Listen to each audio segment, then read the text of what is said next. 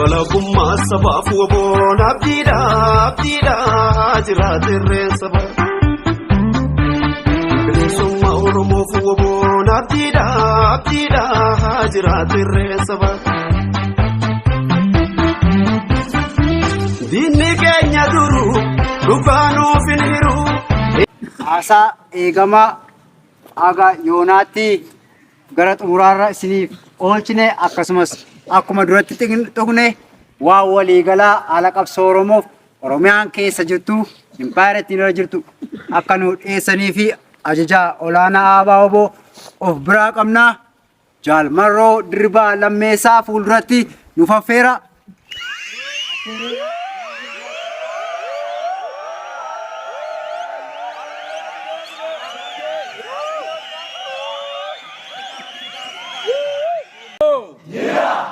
Akas lenca ajaiba ta'iye bagattiin singaye tumuratani maali leenjiin tumuran qabdu hanga maalitti bilisummaa yookaan wareegamaatti jechuu waraanni bilisummaa Oromoo kan inni leenji'u mooraa leenjii seenee qofaa miti.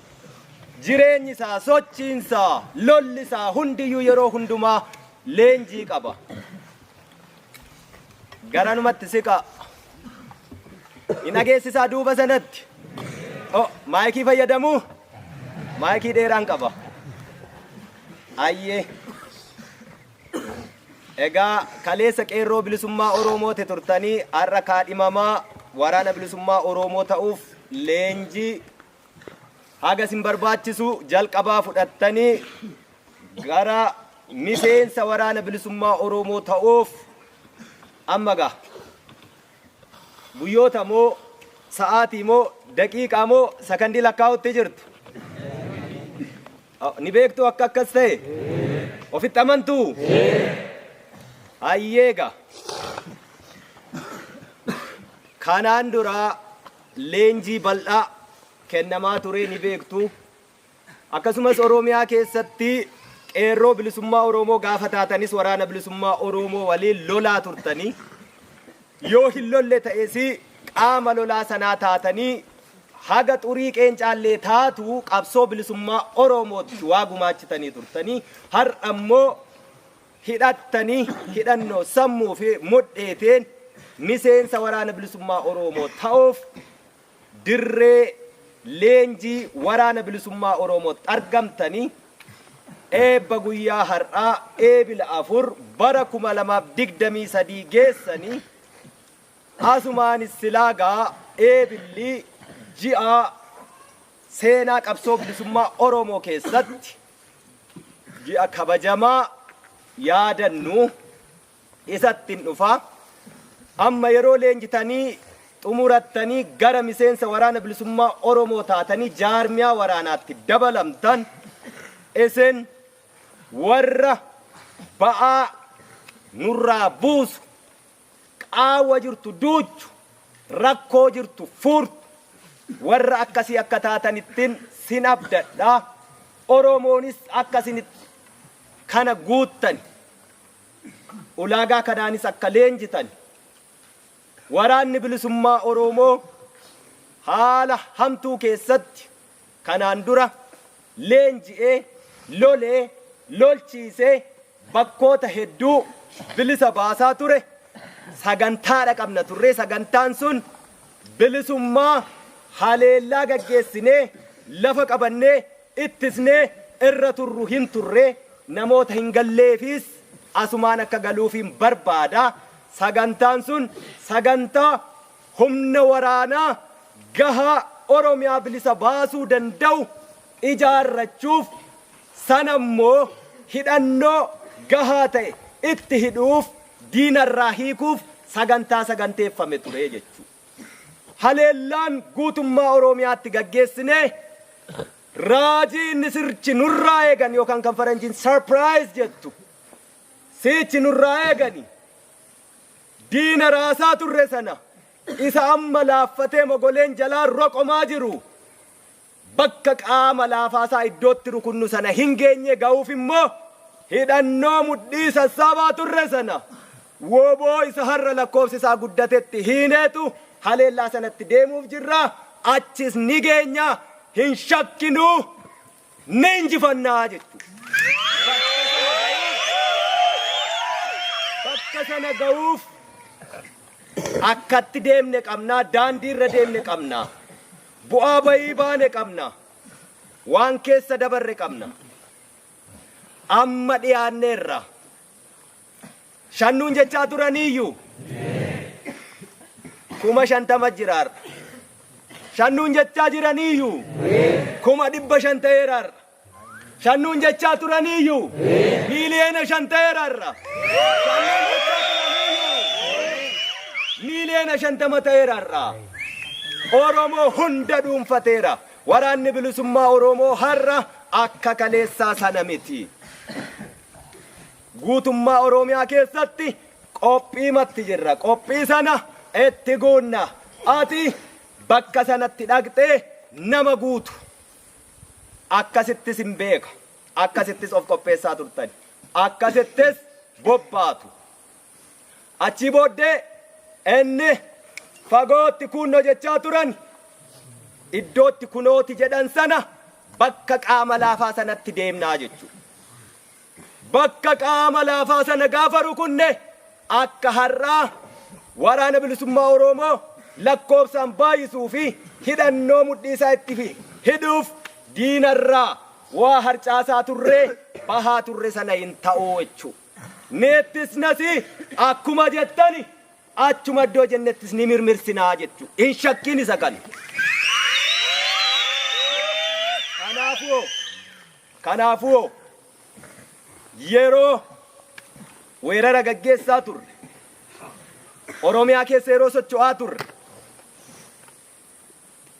hir'inni naamusaa kan Oromiyaa keessatti dargaggoon Oromoo baratee barnoota carraasaan arganne sanuu baratee immoo darbee hojiitti hin arganne barachuu miti baratee hojiitti argachuu miti jiraachuun Oromiyaa keessatti lafa rakkoo ta'etti dargaggoon Oromiyaa keessatti abdiin sabaa hegereen biyyaa gaachanni Oromiyaa mootummaa dhufaa darbaa impaayera Itoophiyaa tiksan biratti yaaddoo ta'ee yaaddoo sanaan immoo adamfamee jiraachuun baay'ee itti ulfaate sun bakka hedduutti jireenya dhabuurraa ganama bahee dalagatee galgala galuun deebi'ee hin jirtu waan ta'eef daandii irra taa'aa ture. Dhagaa baxxee tokko irra ganama baatanii teessanii guyyaa guutuu rifeensa micciiraa ooltanii lafti bari'ee namaan halkanaa'e namaan bari'u. Kanaafuu mootummaa biyya abbaa qabduu mootummaa ilmaan sabaa waan hin taaneef dargaggoon hegeree biyyaa yeroo doomu yeroo jal'atu jal'ina sanatti doomina sanatti hanqina sanatti oofaa turanii sun immoo dhaloota wallaalaa duudaa gaaffii mirga isaa gaafachuu hin dandeenye mirgaaf dirqama adda baasee hin beekne dhaloota akkasii dhalchanii aangoo barcuma siyaasaa irra bara baraan jiraachuuf waan kana tolfameef dargaggoon akkasii lafti bari'ee hin halkanoofnee fi halkanaa'ee hin bariinee fi sun soosii silaa jimaa tamboo haraqee amma immoo darbeeyyuu yaaddessaa katee Oromiyaa keessatti kan takkaa seenaa Oromoo keessattuu aadaa safuu fi duudhaa Oromoo keessattuu argameen beekne hashiishii sadarkaa boroo mana duubaa ofiitti biqilfachuutti dargaggeessa ga'e.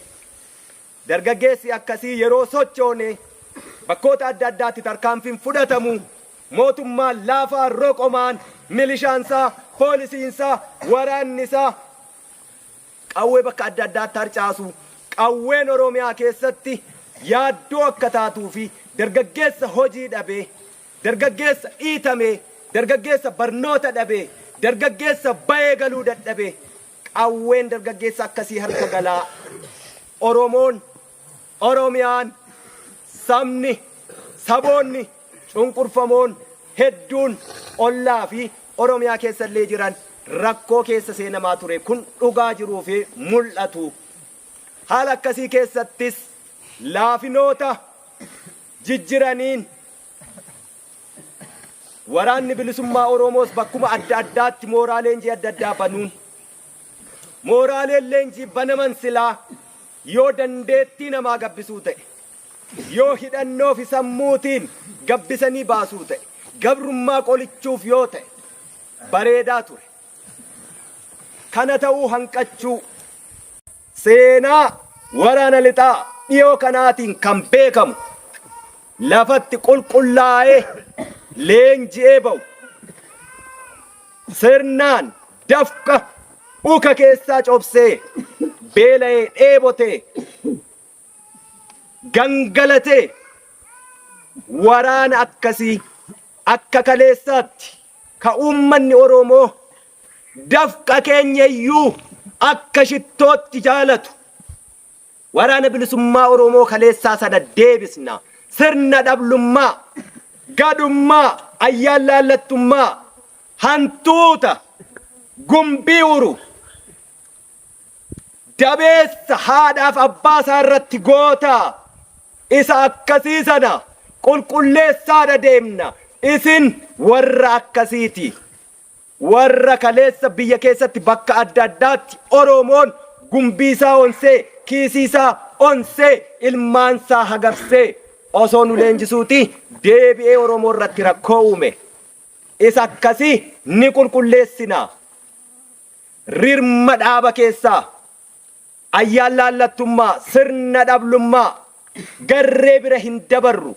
Qabsoon bilisummaa Oromoo har'a booddee kaleessaas jalqabee akka isa darbee akka barteen hin adeemu. Akka barteen deemuu hin danda'u.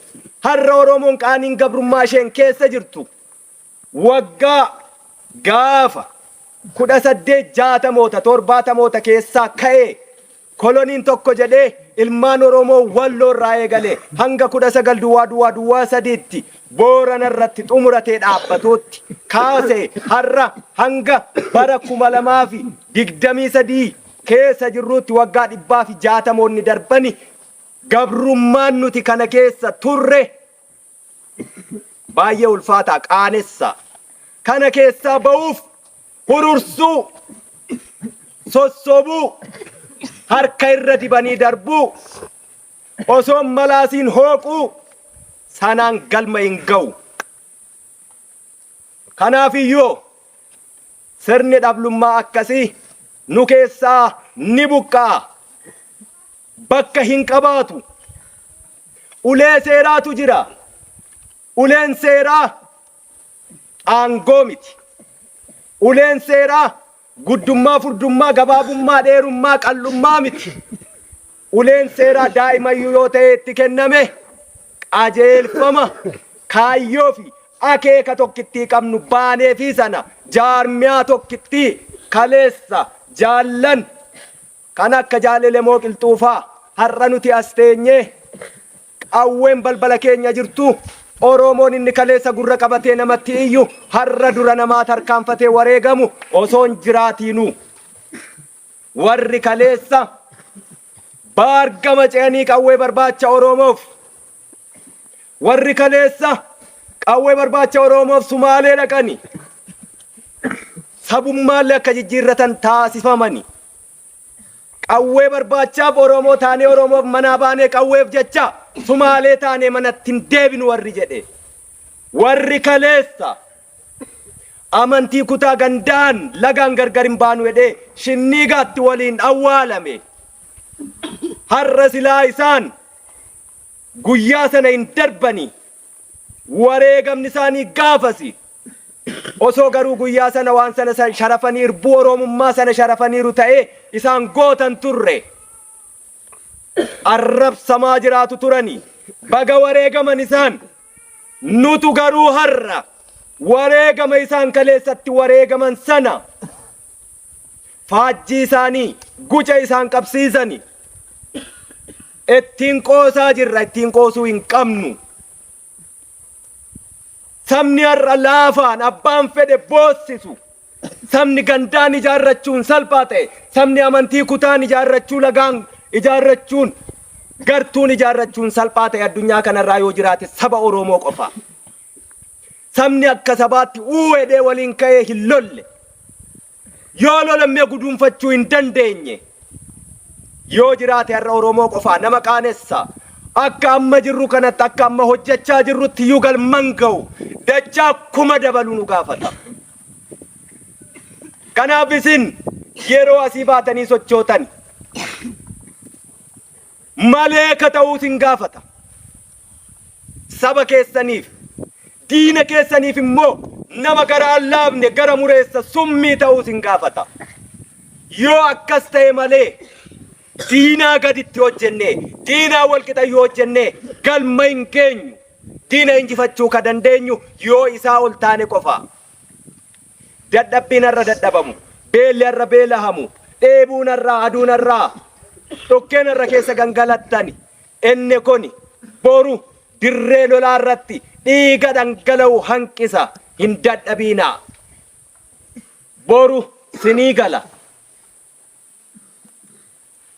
Har'a adeemnee bakka geenye qabna. Bakka geenyerraa hanga nu hafuu jira. Hanga nu hafu kana immoo isa raasne sana hundeen buqqaasuu qabna. Hundeen buqqaasuuf yeroo jennu immoo barii jala dukkanni akka malee hammaata. Yeroo barii jala dukkanni akka malee hammaatu akka ammas hin jirtan kana saba keessan duratti akka kaleessa gochaa turre sanatti ta'uu dhiisee didee bakka kaleessa irraa kaanetti deebinee gammoojjii Oromiyaa keessatti deebinee qabsoo leenjii akka kaleessaa waraanni bilisummaa Oromoo iddooma kaleessaa jira. Bakkuma ga'ee ga'eera. Leenjiin garuu akka kanaa ta'uuti qaba.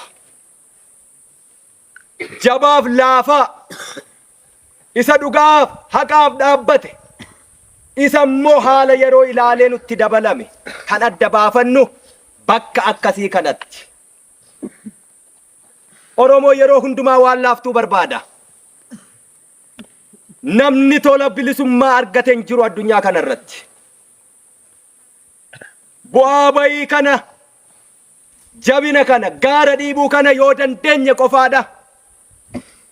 Mootummoota abbootii irree mootota habashootaa si'a 13 yaalanii 13ffaa irratti Minilikiin galma gahanii achii booddee immoo wal harkaa fuudhaa Oromoo bulchani hanga warra har'a dhiiga Oromoo maqaa dhahatee gadi galoo sanyii isaallee himachuu hin dandeenye iddoo irraa dhufellee hin beekne warra kaleessa Haayile Sillaaseen faa Minilik faa ilmaan wal keessa diqaalessanii hegeree Oromiyaa ittiin cabsan tolfatani warra akkasii impaayeritti har'arlee warra eegani goobanaan kaleessa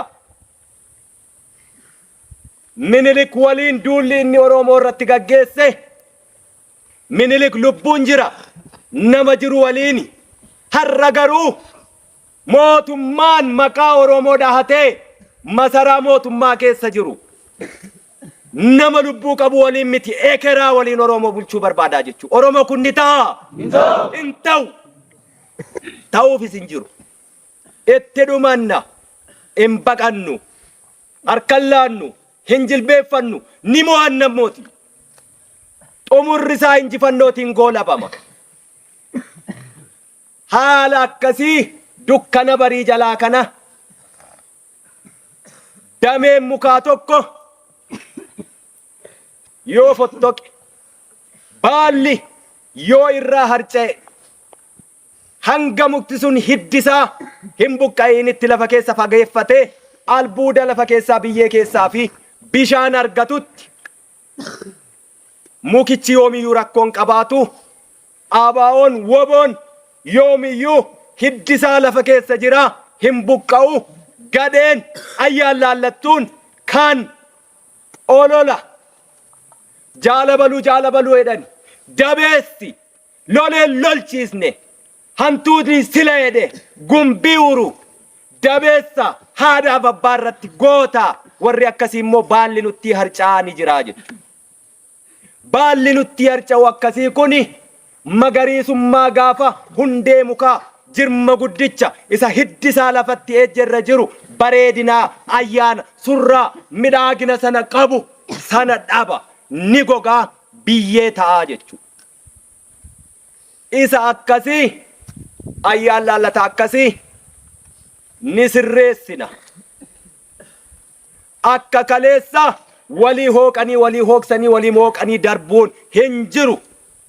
Oromoon kan baate waraanni bilisummaa Oromoo gaachanni irreen saba kanaa gandaaf hin baane lagaaf hin baane amantii kutaaf hin baane Oromoof Oromiyaaf baane haga ejjanni miila keenya deemee Oromiyaa irra socho'uu danda'u yoo dadhabina mataa keenyaa fi taleessummaa keenyaan hanqanne malee wanti nu daangessu humni diinaa tokkoyyuu hin jiru. Samiin golboobee nurra jiru kun dacheen isamtee irra deemnu kun yoomiyyuu nuuf lafti itti daangeffamnu hin jiru. Samiitu gaaddisa keenya dachee kanatti ejjennaa keenya lafa barbaanne ni geenya. Har'a Oromoo yeroo waa laaftuu fedha siniin jedhe Oromoo nagaa ni jaallata. Oromoo jechuun nagaa jechuudha. Ummata qabbanaa tasgabbaaha saba waan namaan barbaanne kan saayyuu guutee dhangala'ee irraa hafee namaaf kennu. Uummanni akkasii kun silaa ollaa hamtuu ollaa gadhee sabni guddichi kun sabni waa'ee isaa jaarraa 16ffaa haasofnu har'a nuti waa'ee jaarraa 16ffaa haasofnu nurra hin jiru. Nuti hafuura jaarraa 16ffaa sanaa ta'uyyuu hin dandeenyu. Ummatichi boonaan suni kan kaleessa saba hammasaa hin geenyeen gabroomeedhan. Qaaniin gabrummaa nuti keessa jirru baay'ee ulfaata. Sabni akkasii kuni har'aa ummati kaleessa fardaaf gaachanaan lole eeboon lole har'a jaarraa 21ffaa keessa bara addunyaan dachee irra jiraachuunuu jibbamee dhalli namaa gara samiitti ol hawwaattasii ol ji'a Maarsiifaa irra jiraachuuf yeroo jirutti nuti namummaa gaafachaa jirra. Garuu gangalannee itti duunee itti dhiignee galmaan ga'uuf gabrummaa caalaa rakkoo gabrummaan qabdutu nu dadhabsiisa. Isa kana gabrummaa didee manaa bahee roorroo jibbee manaa bahee itti haddooftee edda akka leencaa baroodee dirree qabsoo waraana bilisummaa Oromootti dabalamee gabrummaa caalaa immoo beelaan dheebuun itti haddooftee kan deebi'ee harka raasee galu qawwee dhiigaaf lafeen hiikanii itti hidhanillee lafa nagaa irratti diinatti kennu har'as inuma jira. Inni akkasii immoo deeggaraa hedduu qaba. Namni bu'aa bayii deemu, namni gudeesha jirma guddaa baatu deeggaraan qabu. Nama akkasii jirma guddaa baatee gatantarutti gadee quba qabutu caala. Gadeen garuu ollaa ummataa keessa taa'ee haadha hiyyeessaa dhiiga boossisu deeggaraa baay'ee qaba. Sababiinsaa laaftuu waan laaftuu dalaguun hin ulfaatu waan ta'eef. Ummanni Oromoo qaanii akkasii keessa jira har'a. Madaa kana waraana wal'aanu isa akka kaleessaa fooliin dafqasaatiiyyuu urgaa'u mana namaatti gorree nyaannu koddaan qabnu eeleen qabnu galaa dugdarraan qabnu garuu hagabuun dhoollu. Yoo hidhannee daandiirra yaanu ni miidhagna. Yoo hidhannee daandii Oromoon irra jiru irra dabarru shamarran Oromootu jaarsa jaartiitu daa'ima kichuutu nu waliin fiigaa baa'oo jechaa ni miidhagna ni hawwatamna. surraa sana kan nurraa balleessuu jiru gadee mandara keessaa nutti dabalame sana suni hiddaan ni buqqaa nu keessaa bakka hin qabu nu keessatti. Kanaafuu qaawwa sana kan duuchinu akka kanaan sirna gooneetu waan Oromoo gitu waan Oromoof malu imimmaan saba kanaa kan qoorsu waraana akkasii inni akkasiin dhaabbatu gahaa immoo Oromoof mootummaa abbaa irree roqomte guutummaa Oromiyaa keessatti miti kan lollu bakka qaamina dhaafina isaa natu beeka sittin hima iddoo naqii tumadhu siin jedhetti dhaqii dhukaasii jechuu ni goona nan amana biddeen nama quubsu eelee irratti beeku yeroo bira geenyu soonsa iddoo idditu beekta leenca bakka cabsitu beekta kodhollee diidaa miti mootummoonni abbaa irree Habashaa Oromoo akkitti isaan beekani Oromooni saree dullatti callistee duttu bakka ciistee yunkaane baaduu qadaadarraa buqqisanii yoo biraa deeman illee ol jettee suunfachuu hin dandeenye akkasitti nu beekaa jechuudha. Dhugaa ni ajajna mootummaa teenyeetuma hiiki gaddiisi ammansi cabsa ammansi ajjeesa arraba keenya keessatti dhumata yoo ta'uu baatte immoo yoo garmalee aarre ni boonya ammanuma konin taatu Oromiyaa keessatti kana booddee taas hin jirtu teenyee miti kan ajaju akka leencaa sanatti qarxamxamxam gooneetu cabsinaa jechuudha akka soonsaa sanatti xumurratti itti hiddina summii sana diinaaf summii saba kee malee kan siin jedhu isa kanaa jiru. Sabni Oromoo guddichi kuni har'a bosonni isaa, lageen isaa, gaarreen isaa, dacheen isaa kumaatama, kuma kurnaan, kuma dhibbootaan itti leenjisuutu danda'ama. Laafina akka sabaatti qabnurraatii ka'ee biyya xiqqishuu tokko isa har'aayyuu miti. Isaan ga 2018 itti turame miyyuu miti isa durayyuu gara Eertiraa faa dhaqee leenji'aa ture Oromoon. Silaa Oromootu saba guddaa ture saboota xixiqqoo akkasii qabsoo tolchaafii ture. Hidhachiisee bobbaasa ture. Saba xiqqootu gurmuu jabaa waan qabduuf walageettii waan qabduuf elaaf elaamee waan bultuuf sanuu saba sagal Oromoon saba tokko. Saboota cunqurfamaa of keessaa qaba Maao, Koomoo, Masangoo saboota biroo hedduu kan kanarraa hafe saba tokkicha lakkoofsi isaa guddaa dacheen isaa bal'oo dinagdeen isaa taadhii badhaatu nama qaanessaa jechuu waggaa 20 sanaa ol immoo qabsoon Oromoo achitti hidhameeyyuu ture. Dhaloota harka duwwaa sanatu hidhaa baase har'a sanatu qawwee hidhachuuf dirree jira sittiin qawwee hidhaa jechuu qawween hidhattu kabajaa qabdi Oromootti miti saba kee haadha kee abbaa keetti miti bineensa ajjeefattee hin nyaannettiyyuu qawwee hin qabamtu seerri woboo naamusni woboo akkasi woboonis akkasittiin beekama inni kaleessaa woboon akkasii sun inni fooliin dafqasaatu urgaa'u siin jedhe ka Oromoon gabaa keessaa faana fiigu otoo mana namaatti hin goriin inni muuziin burtukaan maangoon avokaadoon shankoorri osoo karaa deemtu daandii irratti sii kennanii quuftee deemtu suni woboon sun inni deebi'uu barbaadu isa akkasiiti isa kana inni hiddisaa lafa keessa jiru gadeen sun immoo sitti meera baala sana ni harca'a biyyee ta'a qaawwa sanatti immoo sintu guuta achii booddee bakka qaamni laafe suni isa raasaa turre hundeen buqqifnaa jedhu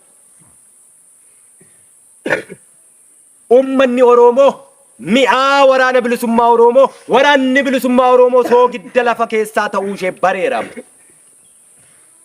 Roorroo lagaarraatti dhufaa jirtu. Kaleessa machaa'ee hundumtiyyuu mirqaanee yeroo dhiichisetti dibbeedhaanetti ilmaan abbaa gadaa yeroo hidhetti har'a garuu waggoota hanga gabrummaa minilikiin dhuftee milkoofte hanga har'a gaafa TPLF turteetti ajjeechaan ture hanga waggoota 5 ammaatti yoo wal bira qabanii ilaalan walittuun dhiyaatu. Ilmaan abbaa gadaa kokkolfaa nama qabsiisan golfaa jettan sun warra kanaa jechuudha.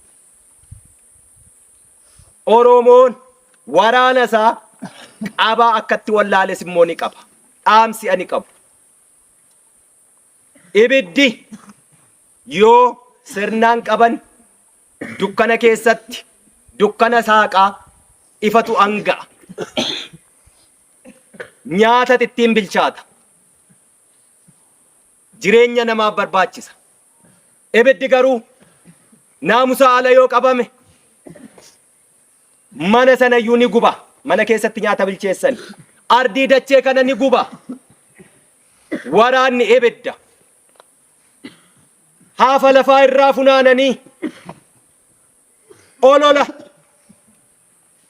Isa jirus isan jirres osoo huuba xiqqoo tokko lafaan kaasiin taa'anii maqofaa garuu nama jirma guddaa baatee deemu sana waraanicha jirma gangalchee jirma kuffisee eeyyee waan guddaa nurraa eegu gatantaruun qabnu garuu immoo namni huuba lafaan kaasne taa'ee yeroo quba namatti qabee ibidda sana qabaa wallaalu ibidda sonee akkuma namaaf nyaata bilcheessu sana booddee immoo yoo harkaa ba'e namicha iyyuu gubu sabichas ni gubaa jechuudha. Oromoonis gaachanni isaa irreensaa abdiin isaa ishee kana qofaa. Kana qofaas harkaa qaba. Abdii biraan qabu Oromoon. Hiriyyaan qabu Oromoon. Gargaarsan qabu Oromoon. Ofii isaa qofaa qaba. Qabsoon isaa qabsoo ofitti hirkannooti.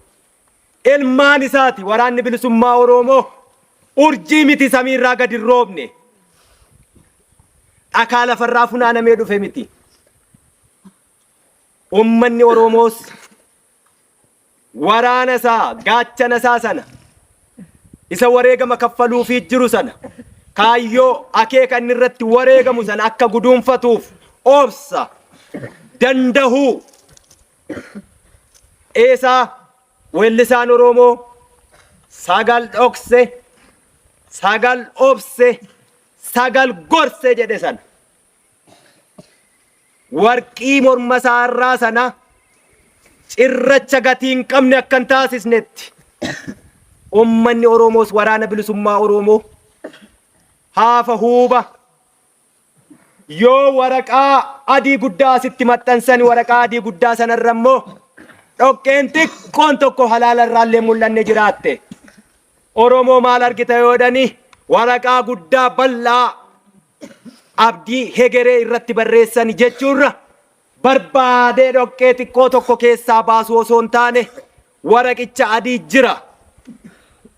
Dhoqqitti immoo dhoksaan irraa haxaa'u qulqulleessu. Ilmaan isaati roorroon manaa baase gabrummaan manaa baase sana yoo danda'ee qabate hegeree bareedaa qabna. Waraanni bilisummaa Oromoos cinaa'ee hinjiraanee beela'ee dheebote har'a sadarkaa sanarrayyuu hin jiru. Galanni kan uummata Oromoo bal'aa dachee Oromiyaa irra jiru haa ta'u. Akkasittiin saba isaa gabrummaa jalaa baasuuf malee isan sila dubbadhe sana gadee sana ayyaan laallataa sana akka bartee sana gabbayee saba irratti goobuu isa manatti nyaatee hin beekne saba keessatti nyaachuu sabarraa nyaachuu isa sana yoo ta'e kan gabrummaa ni ga'a. Yoo kana ta'uu baate qabsoon bilisummaa Oromoo hegeree hin qabaatu. Itti fufiinsa hin qabaatu. Hin injifatu. Galma hin ga'u. Galma hin ga'u. Keessaaf alaan wal utubee tokko ta'ee amma qulqullaahaa xannachi nu keessaa bahaa dhufeera. Dhugaan kan eenyuuti? Eenyutu daandii dhugaarra dhaabbataa? Wal calalee galeera. Kana booddee Oromoon inni jiru iddoo jirurraa alas haa ta'u keessa qabsoo ABO godhu waraana bilisummaa Oromoo jalatti hiriiree bakka qaama laafaa sana tumachuuf ofaa qopheessu. Yoo kana hin taane gabrummaan nu keessa jirru hiriyyaan qabdu hin goolabamtu ammoo dhiiguun nurraa dhaabbattu. Dhiiguuf immoo Oromoon kaleessa bara mootummoota gabroonfataa warra Oromoo cunqursee irraa kaasee namaaf du'aa ture. Biyya Eertiraatti lafeen Oromoo dhangala'e Oromoo, lafeen Oromoo cabee dhiigni Oromoo dhangala'e. Warri Eertiraa gaafa bilisa ba'e lafee Oromoo sassaabeetu gube. Erga bilisa baanee midhaan ooyiruu lafa keenya irraa oomishnu lafee Oromoot irra jira. Ilmaan keenya sana nyaattee guddachuun qabdu hedheetu gube. Seenaa qoradhaa. Erga bilisa baanis Oromoon dhaqee Eertiraa loleera. Lafeensaa marsaa lammaffaaf achi keessatti cabe. Itoophiyaa manni maqaa dhaates hin fayyanne. Oromoof immoo duruu bu'aan qabu. Lafeensaa achitti cabe kuma dhibbootaan galatoomallee namni ittiin jedhen jiru. Galatayyuu hin arganne. Dhiigni isaa dhangala'e dhiiga saree ta'eeti hafe. Sareen har'a gatii qabdi. Abbaa guddiseef qe'ee eegdi. Achitti aansee Tigraay keessatti akka baala harca'e akka loonii dachaafame jechuutti marfame. Oromoo sun nutti kolfame. Abiyyachaa geessu malee kan dhaqee achitti dhumate Oromoo. Oromummaa waliin qabna. Dhiqannee keessaan baanu. Oromoo. Har'a jaallattanis jibbitanis Tigraay boru inuma biyya taati. Beekusaa waan hojjetan. Inuma biyya taati. Akkuma Eertiraa lafee Oromoo achi keessaa guuranii ni gubu bor arguuf teessanii yoo lubbuun jiraan. Lubbuun hin jirrutti wareegamna yoo teessi dhaloonni hafe ni arga bor. Itti aansee har'a immoo dibbee biraatu dhaanamaa jira. Akkasuma akkasitti dhiigni Oromoo dhangala'ee galaana ta'ee silaa sabni Oromoo daakee lafeensaa riqicha ta'ee silaa sabni Oromoo irra ce'ee gara rarraga bilisummaa Oromootti taakkuu tokkollee tarkaanfachuufi Oromoof hin duune. Har'a dibbee biraa dhaanama. Warri kaleessa waliin ta'ee duula dhaqe walitti duuluuf jira. Oromootu achitti duuluuf jira borus. Galatan qabu achiis inuma fixata. Hinuma dhumatas. Ilmaan Oromoo waraana mootummaa keessa jirtan. Keessumaa marsaan kun kan ittiin beekamu baay'inaan waraana mootummaa keessaa qomni kiyya arraba qawwee saba kiyyatti garagalcheen nu kaasu gara diina kiyyaattan garagalcha jedhee warra dhufe baay'ata. Esen xurii qabsoo kaleessaa dhiqadhaa. Woboon bishaan sana sinii buuseera. Warri haftan woboo beektu. Ilmaan Oromoo, ilmaan saba biraa cunqurfamoo gara waraana bilisummaa Oromootti koottaa.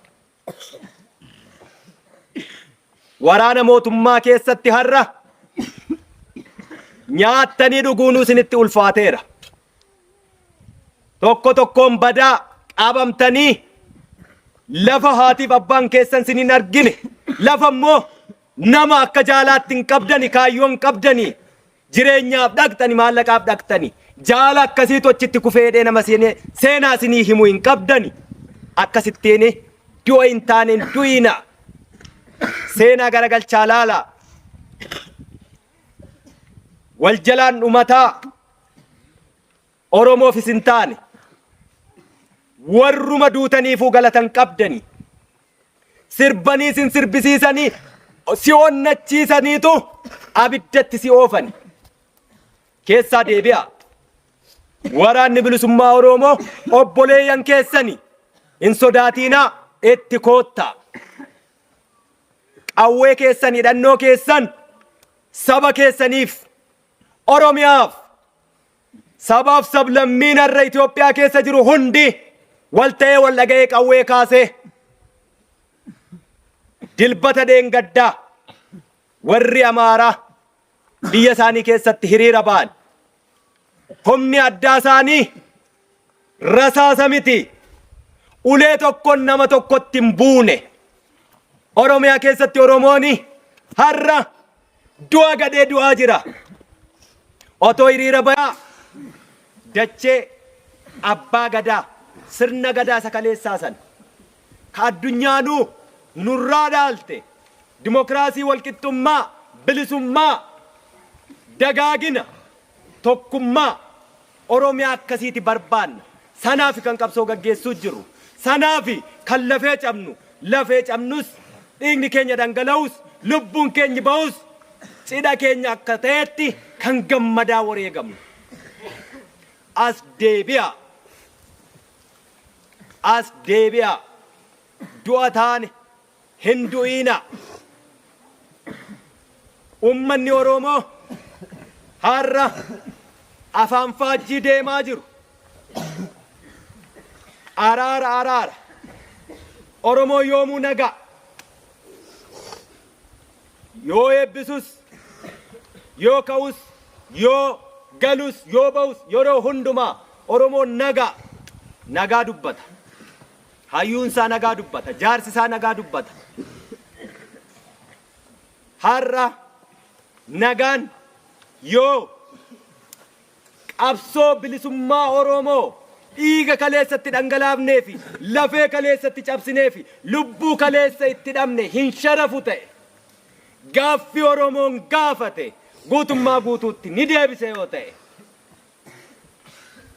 araara dhiiga namaa dhangalaasuun qabu Oromooni. Waraanni bilisummaa Oromoosi ilma Oromoo intala Oromooti gadameessa Oromoo irraati gudeeda Oromoo irraati dhufe ilmaan Oromooti. Nagaa ni jaallanna. Nagaaf yoomuu balballi keenya cufaa ta'ee hin beeku. Harka micciiramuu garuu yoomuu hin fudhannees hin beeknu. Kaleessas nagaatun turre araaratun turre nagichi Eertiraatti nagaan turre. Kanaafuu irraa hafne gaabbiin qabnu daandii Oromoof soqamuu malu soqneerra. Xurree ilmi Oromoo intalli Oromoo sabni Oromoo irra dhangala'uu danda'uuf hegere Oromoo ijaaruu danda'u tolchineerra. Otuma 5 jedhamnu 50 jedhamnu kumaatamaan Oromiyaa guutuu keessatti dhangalaaneerra. Otuma qawwee cabduu jedhanii hanga nu ga'u sana hidhanneerra. Deennes firris ni beeka waan Oromiyaa keessaa gumgumu sana. Haala akkamii keessatti iyyuu leenjiin keenyas hin dhaabbatu. Ijoollee qaqqaalii gammoojjiin Oromiyaa waan tufuu qabdu tufaa jirti. Waan biqilchuu qabdu biqilchaa jirti. Boris ni biqilchiti. Hin dhaabbatu. Kanaafuu nagaan irra ololamaa jiru.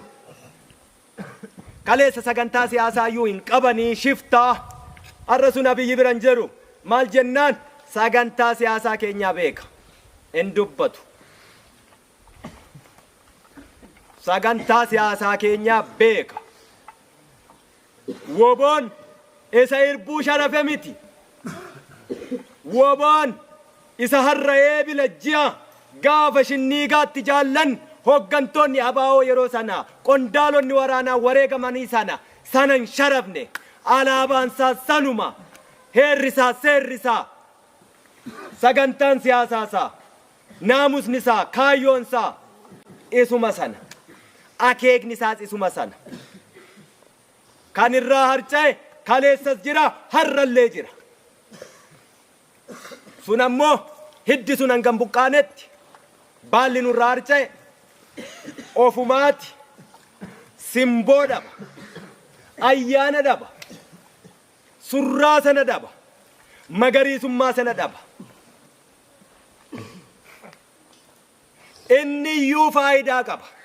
Inni har'a nu keessaa hantuuta gumbii uru ta'ee maqaa maafarra sooshaal miidiyaa jettantu jira baay'ee. Rifeensi jira, hidhannoon jira, uffanni jira, qawween jira. Suuraa of maxxanse achirratti ol baase jaala baluukoo itti afarsituu jira. Itti afarsaniitu yeroo bakka silaa dhiirummaan jirtu sana ga'anii hanqatummoo akkuma malee yoo ol nama baasani yeroo nama jalaa goran immoo kufaatii isaatu gadhee garmalee ol nama dhiibanii achirraa kaatan jennaan kufaatii isaa garmalee gadhee ta'a. Warra akkasii jira. Warra akkasii har'a tokkummaa qabsaa'otaa jaalala jaallummaa waraana bilisummaa Oromoo hin sharafu. Xannachuma yoomuu foon ta'uu hin danda'u ni cita. Hidda malee immoo xannachi yoomiyyuu hin dhiigu. Har'a araara jennee waraana bilisummaa Oromoo faffaca'aa bittinnaahaa kaayyoo hin qabne akeeka hin qabne hoggansa hin qabne kallattii meeqaan quunnamuu yaallee marsaa 10 quunnamuu yaallee tokko achiin yaada ciccitaa yaada adda addaa fidee nutti dhufaa jedha gadheen. Arrabni hin duutu. Waraanni bilisummaa Oromoo waan barbaade haa ta'u rakkoon keessaa rakkoo keessa isaati. Hanga dirree jirutti naamusa kamuu haa qabaatu. Mootummaa gabroonfattuu impaayera Itoophiyaa ijaarte har'a immoo tiksaa jirtu araara kadhateen beeku na amanaa. Araara kadhateen beeku. Namni tokkoyyuu nin beeka. Jaallan iddoo kamuu haa jiraatan. Kan facaanee jirru nu dhagaa miti. Iddoo tokko hin teenyu nu waboo. Urjii. Oromiyaan bal'oo.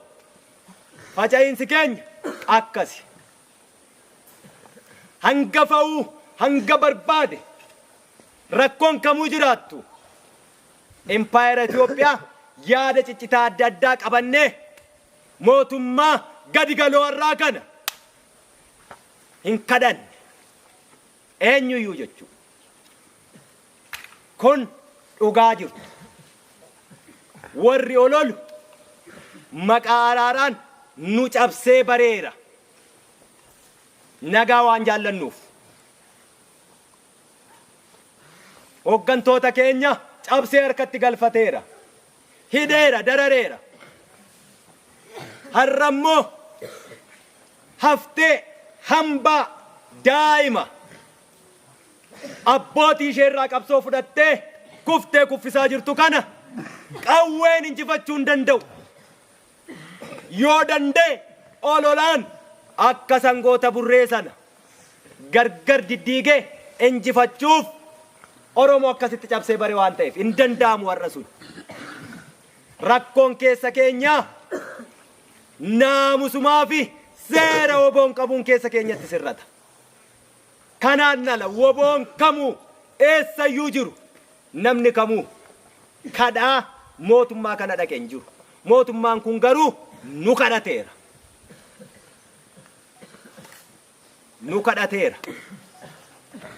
Sanaaf immoo akka dhaaba jaarmiyaa hoggansa tokkoon taliigamu naamusa qabu saba bakka bu'eetti deebbiitti laanneerra. Deebbiin itti laanne nagaan yoo wanti Oromoon barbaaddu akka barbaaddutti barcuma nagaarra taa'anii waliin dubbatanii ni furama ta'e sana furuuf nu qophii. balballi keenya yoomu bana sanatti deebbii laanneerra. Mootummichi nu kadhate rakkoon Oromoo keessaa akka rakkoo gama Tigraay hin laaffattuufi.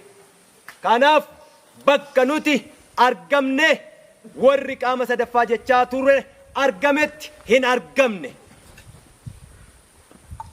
Kanaafuu nagaanis ni injifanna, lolaanis ni injifanna.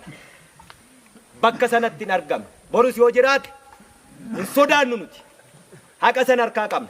Isaaniif aangoo barcuma siyaasaa dachee Oromiyaa Oromoof dabarsanii kennuun hadhoof kokkee kana gadi hin buutuufi. Rakkoon gama Tigraay achi bahaa. Rakkoo securityiti. Rakkoon Oromiyaa keessa jirtu handhuura biyyittii impaayeriittiiti. Marrummaantu diigamuuf taa'a. Nagaan furamuunsaa ni ulfaata. Bakka haqnii fi dhugaan jirutti. Sossobbaa dabsaa fi jallinaan immoo gali. Tiksee loonii miti waraanni bilisummaa Oromoo. Ba'uuf heeyyama nama hin gaafatu. Galuufis heeyyama nama gaafatu hin qabu. Irree isaatu isa baasee irree isaatu isa gashe. Warri seenaan beekne, warri dhugaan beekne, gariin wallaalaan keenya, gariin nagaa naa bu'uuf, gariin immoo kan beekamu malee kan beekumsa hin qabne. Warri akkasii immoo kallattiitiin nagaa buusuuf tattaaffii taasisa. Nagaa buusuuf tattaaffii taasisuu isaaniif galata qabu. Nagaan garuu akkatti bu'u hin beekanii sana woboofaa dhiisan. Kanaafuu nagaatiin Oromoon rakkoo ishee furachuun ni fakkaata yoo ta'e sodaan qabnu hin fakkaatu immoo lolarraa duuban jennu ni xumurra ni injifanna ni guduunfinaa jedhu. Kun haqa. Hanga jennu keenya irraa seessuun hin jiru. Kodhollee miti siin jedheera. Leencuma olol usussiin gumgummiin hamiin homaa deemsa keenya taakkuu tokko duuban deebisu. Ololli hin jiru taanaan hojii hojjechaa hin jirruu jechuu. Nama qimmiidhaan jirruu jechuu sirriitti ololli hin jiru taanaan. Dhiigan ba'u taanaan hojiitu hin jiruu jechuu. Irribaa kaanee yoo of gaafachuu qabna. Hirarraas haa ta'u diinarraa. Ololli hin jiru taanaan hojiitu hin jiruu jechuu. Kanaaf ololli kamuu haala kamiinuu facaatii kamiyyuu hin fidu waraana bilisummaa Oromoo keessatti. Beeka waraanni bilisummaa Oromoo hanguma umurii isaa xiqqoo kanatti daa'imni irraa abbootii isaa irraa qawwees qabsoos hidhannoos siyaasichas hundumaa dhaale kun yerooma waggoota xiqqoo tokko dura waan isa mudatte beeka. Dhaloonni suni hedduun isaa dachee as keessa jira. Hedduun isaa gaabbee bakka dhaqu dhabee rakkoo hamtuu keessa jira. Laman suufamuu dhaloonni kun harka kennachuunuu gamtaa feeti. Dachaanii galuunuu dubbachuu feeti. Ol deebi'aan sunuu tokkummaa feeti. Harka kennatteeyyuu waan harka kennatteefi kabachiisachuufu wal ta'uu gaafata. Kanaaf waraanni bilisummaa Oromoo hangamuu eessattuyyuu bakka kamuu haa jiraatu, akka kamiinuu haa jiraatu, naamusa kamiyyuu haa qabaatu. Oromoo wanni inni hanga ammaa waraana bilisummaa Oromoo haati Oromoo gadameessatti deebistee baattattee deemaa jirtuu fi mi'aasaa beekti. Abbaan Oromoo har'a gumbiidhoo onse maasiinsaa gabuu bulee lafti onee facaafachuu dadhabe manni isaa irraa gubate har'allee waraana bilisummaa Oromootti rarra'ee waan jiruufi beeka. Kanaafiyyuu lolli dhaabbanne silan sinittimi tuttumataa turre sochoosaa turre amma isin qawween ani eeboo kootiin waraanuuf deemnaa jechuudha. Hubattanii waraanuuf deemna. Kanaaf waan laaftuu hin eegin. Diinarraa immoo titiisarraa immoo damman eegin. Kanaaf itti cabsinaa jechuudha.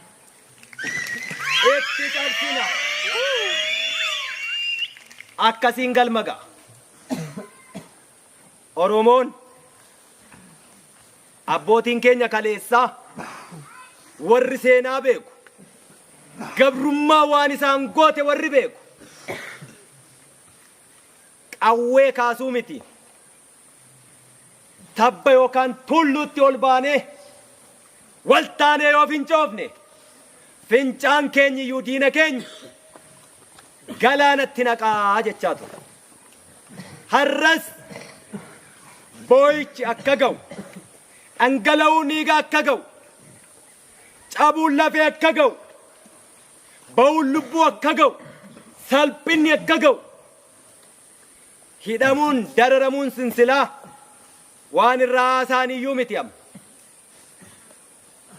Inni waan irraa haasofnu miti.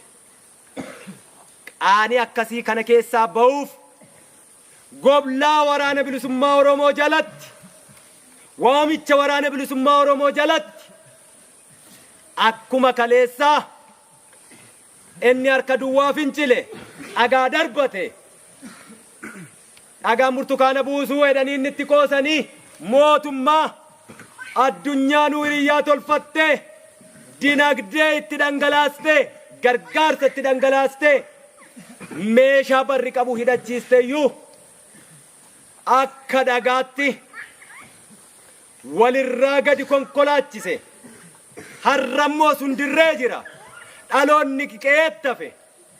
Oromoon waan qabduun of qopheessi. Waggaa 160 dararamne. Guyyaa miti. Sa'aatii 160 nutti hin fudhatu yoo akka kaleessa TPLF'n goonetti deebina ta'e. Sanaaf qophaa'ee jira. Qophiin sun waraanni bilisummaa Oromoo shamarran Oromoo ishee kaleessa. Illolte moo lolte? Maaliin kilaashii boojite? Akkas jirti har'as. Dargaggoon Oromoo inni diina keessa jirus namni namummaansaa bakka dhaabbatuun miti kan inni ibsamu. Iddoo hojjetuun miti kan inni ibsamu. Waan inni hojjetuun diina keessa taa'ee miciraan Oromoo garaa Oromoo kan qabu jira. Asuma nu keessa taa'ee gadeenis jira. Warri akka Mustafaa Huseen har'as jira. Of qopheessa. Dukkanni barii jalaa kuni waa hima. Iyya lukkuuf korrisa weennii qofaa waca simbiraa qofaa eegaa jira jechuudha. Inni kun immoo Oromiyaa keessatti ta'uuf mallattoon isaa ni mul'ata. Guyyaa isaa qofaa eegaa. Harreen alaakte dhagaan daraare.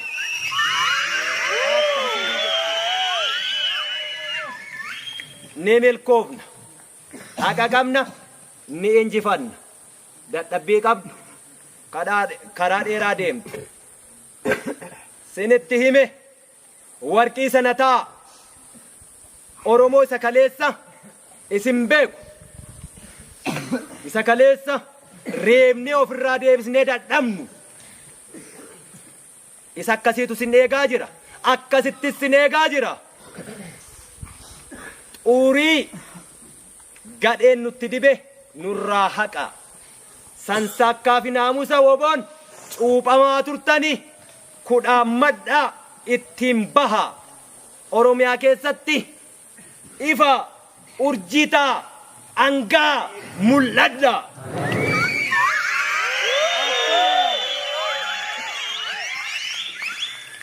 Namni fuullisa maal kajeelee jechuu barbaadaa jira. Aha jaaldaandiin nu eeyyama taanaan ani waa kajeelee woboon.